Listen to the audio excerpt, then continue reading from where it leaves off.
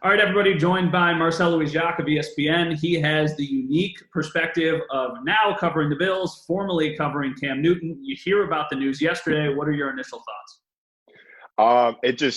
It made too much sense. This was when you looked at the available jobs and the available players, this is something that probably should have been done months ago. But even still, when you see a player of Cam Newton's caliber switching sides like that or switching teams, it's always kind of a surprise. And so kind of like an energetic boost in what's been a really down time for sports, obviously, with everything going on in the world. But I think that this makes New England a lot more formidable on paper. When you looked at that roster, they lose Jamie Collins, they lose Kyle Van Noy, but that's still an elite defense. What was holding that offense back was, obviously, lack of playmakers and a big question mark at quarterback. But if he's healthy, Cam Newton is no question mark. Cam Newton is still the real deal. He was playing MVP caliber football. You heard me right. MVP caliber football back in 2018 before the shoulder injury. If he can regain that form, then yeah, this race for the AFC East just got a lot more interesting. You know, it's funny. You turn on the TV today, and so many people, obviously, it's the biggest sports story that's going on because we don't have a whole heck of a lot of other things to talk about. But you turn it on, and everybody's talking about it. And now it's not, are the Patriots the favorites to win the AFC East? It's, are they the favorites to win the AFC and potentially go back to the Super Bowl? Personally, I think maybe we're getting ahead of ourselves just a little bit. That's just how I feel. For you, though, how tight now is this AFC East battle? Because at least for me, I thought the Bills were the favorites up until yesterday. I thought the Bills were the favorites up until yesterday. I still think they're favorites as of 8:24 tonight. So I don't think that I don't think this moves the needle all the way into New England's favor. But that margin for error has definitely shrunk down a lot, especially given the tough schedule that all teams in this division have. You can't afford to go through a stretch where you're not clicking, you're not figuring things out. And it puts a lot more pressure on this offense and on Josh Allen to build chemistry with Stephon Diggs and get this passing offense off the ground, no pun intended. But they're going to have to score points. They can't be scoring 18, 19 a game anymore, because if Cam Newton, once again, there's an if, but if Cam Newton is healthy, then that is a competent offense in New England. It's a great coaching staff. You're going to have an elite defense out there this year as well. You can't afford to mess up anymore. So what once was kind of like a coast to the finish, and regardless of what Brandon Beane and Sean McDermott have said, what looked like a coast on paper is now a little more of a wooden roller coaster. You know, it should get you start to finish, but don't rock the boat too much. Make sure you take your Dramamine. Obviously, you work for ESPN. You guys are covering every single team.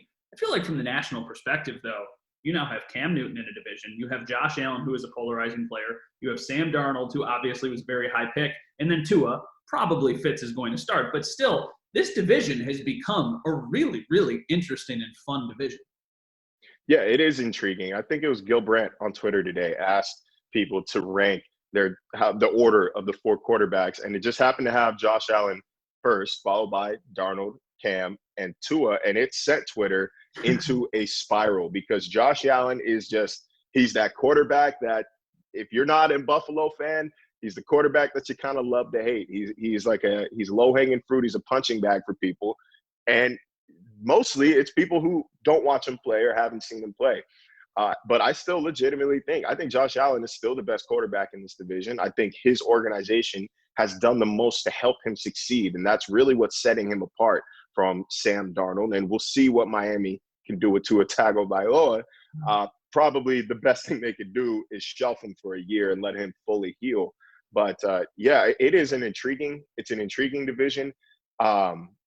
I don't think it's necessarily a deeply talented division. I think you've got Buffalo, you've got New England, who are both playoff teams, but I stand firm in saying the New York Jets are going to Jets their way out of the season at some point, and the Miami Dolphins are probably a year or two away from really contending. They got a lot of new faces on that roster that haven't had the time to gel. But at least from a single caller standpoint, really interesting.